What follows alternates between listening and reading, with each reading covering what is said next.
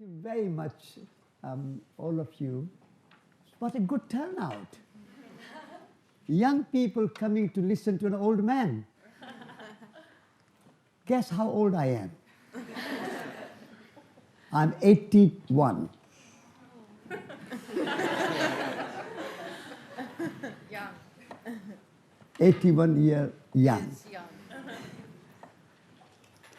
I was 25 when I was inspired by Bertrand Russell, who was 90. At age 90, he was protesting against the nuclear weapons, and he was arrested. He was a true activist, peace activist. And he was fined 20 pounds. And he refused. So the judge said, "You have to go to jail." He said, "Yes, I'll go to jail." And so he was sent to jail for 1 week. And I was 25 years old at that time, sitting in a cafe, reading this newspaper and this news. And when I read this, I said to my friend, E.P. Menon, you mentioned, who was with me, "Look, read this news. He's a man of 90 going to jail for peace in the world. And what are we doing, young men here? Sitting, drinking coffee." So that was the decision. The two young men were inspired by a 90-year-old Bertrand Russell going to jail for peace in the world. So sometimes old can inspire the young. So I hope that whatever we have to say, and now young people are supporting older generations if they are truly radical and imaginative and visionary. I'm delighted that Jeremy Corbyn is being supported by lots of young people. That's a good news. So, the most urgent challenge for the young people is what kind of world you are going to not only inherit, but you are going to face in few years when you leave your universities. When you leave your university, one advice I can give you is don't go and look for a job.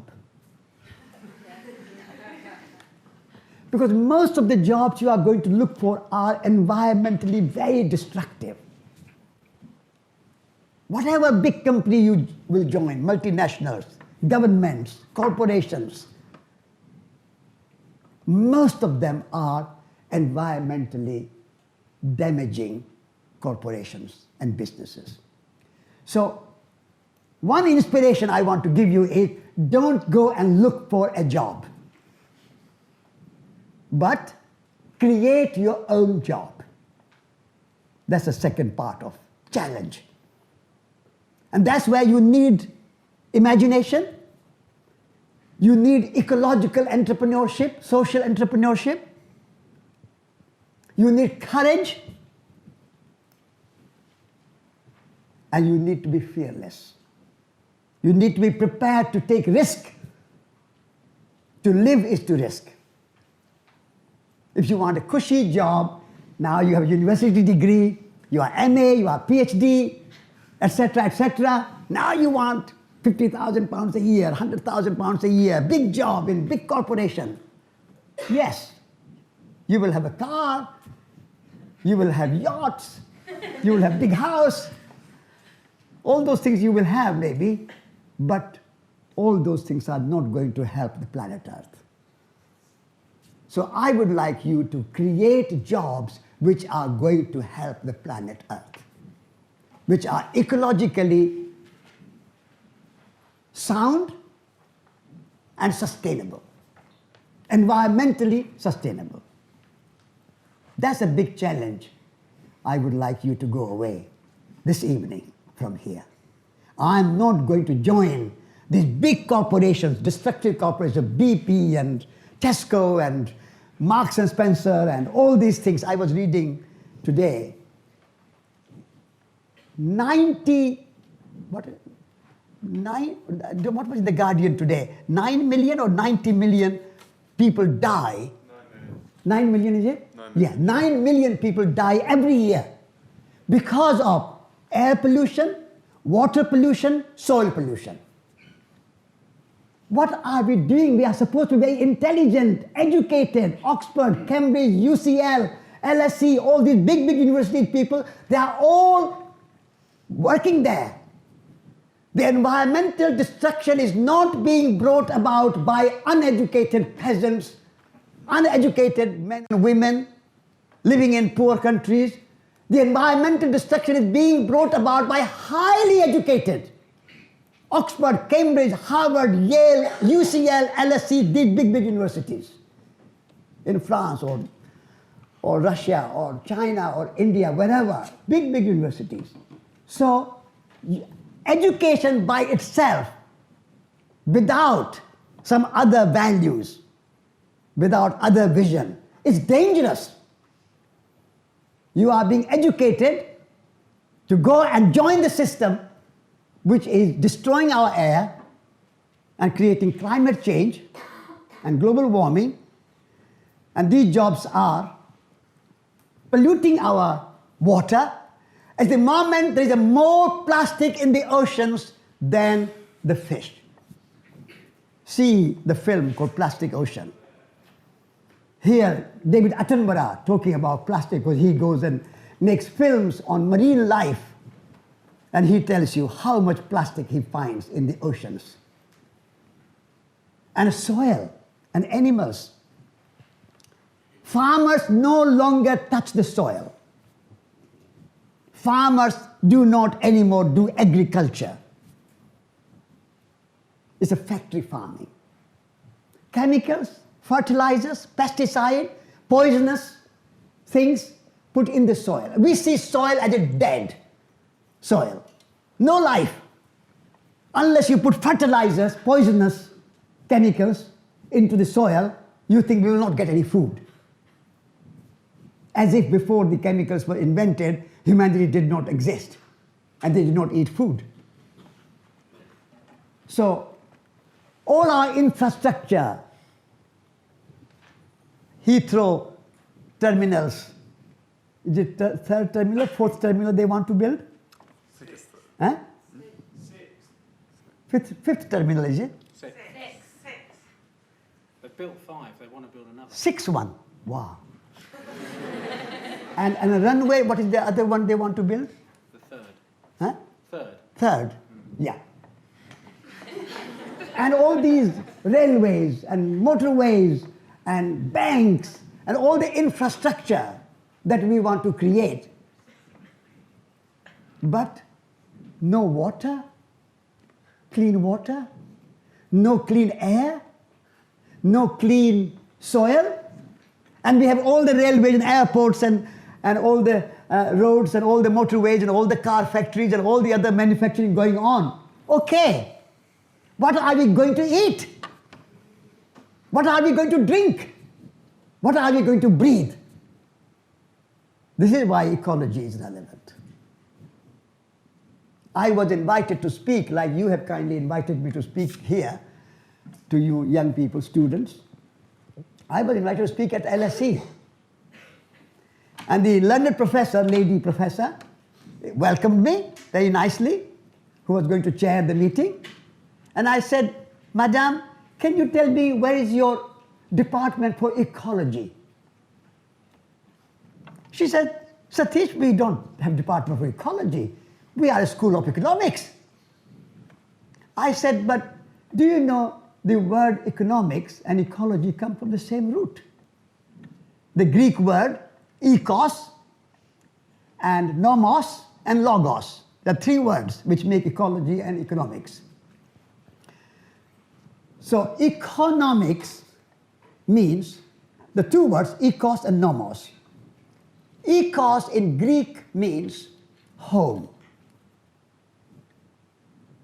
Now, in the wisdom of the Greek philosophers, the entire planet is our home.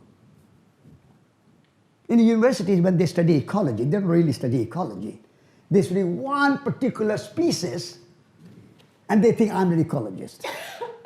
But actually, if you are an ecologist, you study the entire planet and how all the species fit together, and then you can specialize in one particular area, it doesn't matter. Within the holistic context of the entire planet home, Earth home. Earth is our one common home. That's ecos. And nomos means management. How we manage this planet Earth. And logos means knowledge. So I said to this learned professor, I said, you are teaching your young students from all over the world. They come from China, from India, from Africa, from South America, from all over Britain, from all over America, all over the world. You are teaching them how to manage the planet Earth, but they don't know what is planet Earth. Logos means knowledge of the planet Earth. Planet home, Earth home, knowledge. How are you going to manage something which you don't know? Therefore, I suggest to you that you change the name of your university and call it LSEE, London School of Ecology and Economics. And that will put your university into every newspaper. Headlines. LSE takes the lead to protect our environment, to protect our planet Earth. We should know where we are before we can manage it. And so, all our universities teaching us many, many subjects. Latest is the artificial intelligence. All the technology, all the science, and particularly business studies, science and business, and particularly economic studies, and more particularly political studies. No students are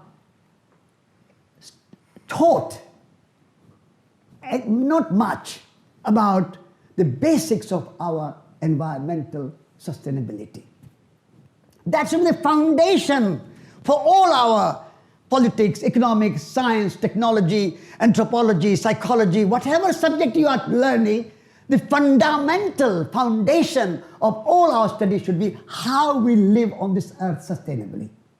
If you don't know how to eat proper food, if you don't know how to breathe proper air, and you don't know how to drink proper water, and you don't have proper, clean, healthy water in our oceans and our rivers, and these plastic bottles are, water is already being polluted by being in plastic.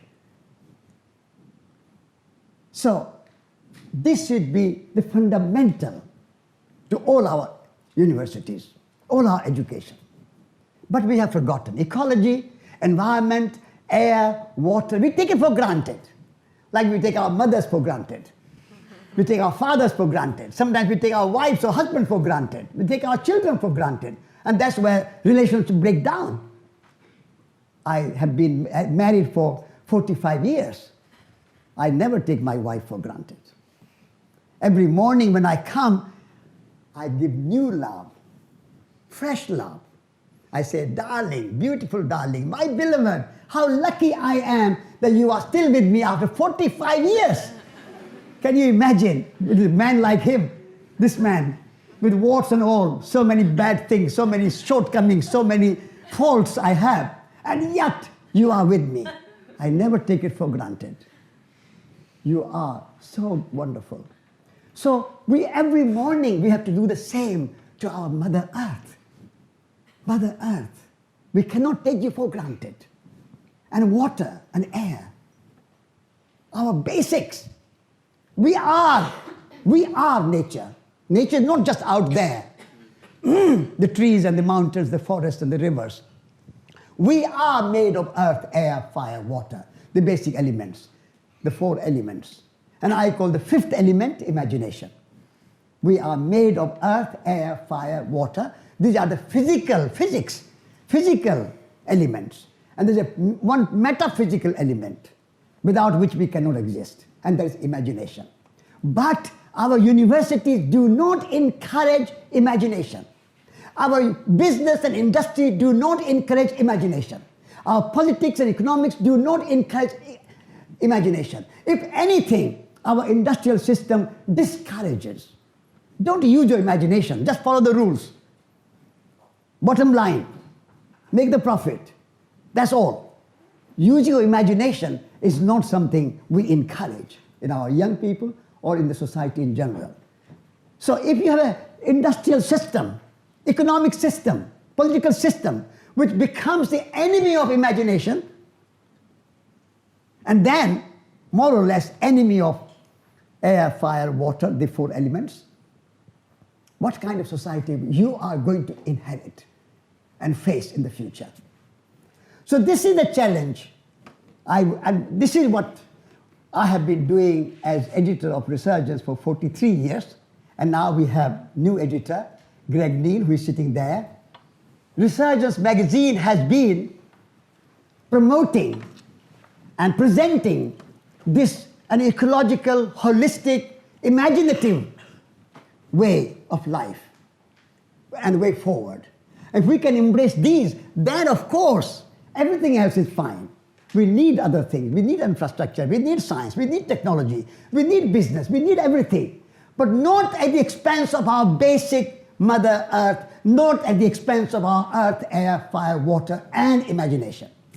If you cannot guarantee this very simple, basic human rights, never mind other human rights, my human rights, everybody's human rights is that we must have clean food, clean water, clean air. Friends of the Earth is campaigning for clean air. Client Earth took government to court and won because our air in London is so polluted. We cannot have all this infrastructure and all the business and profit and economy and banks and everything else, and Brexit at the moment is the greatest distraction. We have forgotten everything else, just Brexit for breakfast, Brexit for lunch, Brexit for dinner, Brexit is sleep, Brexit, Brexit, Brexit. It's like a mantra. Brexit has become a mantra. When I chant mantra of Om Shanti, Om Shanti, Om Shanti, people say to me, oh, you are sort of flaky, wishy-washy, mantra chanting Indian, okay. But I said, but you are chanting mantra Brexit, Brexit, Brexit, Brexit, Brexit, Brexit, Brexit, Brexit. Which mantra is better? So that's the biggest distraction. And when they say Brexit, we want to bring control back from Brussels. Are they genuine? Are they sincere? Are they authentically bringing control back to Britain? Or are they saying, now we'll take control back from Brussels and give it to Washington, give it to Beijing, give it to New Delhi? We want to be global Britain, global players. How many, out of 60 million British, how many of us can become global players? Only 1% of them, or 2% of them. 99 or 98% of us are living in England or Britain for our everyday life. And if you can bring control back from Brussels to London, but also to Liverpool and Lincoln and York and Durham and Birmingham and Manchester and Devon and Cornwall and everywhere else, and all our arts and crafts and agriculture and manufacturing and making things for our own well-being, that will be something Brexit to be considered. But that is not the policy of the government. And so I think Brexit is a big con almost, and big distraction. And so ecology, relevant for our time, is the most important subject. And I would like you to be inspired, even as an old man speaking to you, be inspired and help all the three panelists you have today. We are all engaged, we are all activists, we are engaged in this campaign for the planet Earth, Mother Earth, our one single home for everybody, one humanity. And that is, we want for Resurgence and Ecology magazine you to contribute, to read, to spread, so that everybody knows about environmental issues. We want you to join Friends of the Earth and support and be the members and join the campaigns, and we want you to vote for Green Party. So that way, we can have a new movement of young people, not only supporting Labour Party and Jeremy Corbyn, but supporting the environmental sustainability for the future of the world. I hope these words are useful to you and it inspires you, and I hope you can become an activist like we are. I became activist at age 25, listening to 90-year-old Bertrand Russell. I hope you can become activist in the same way. Thank you very much.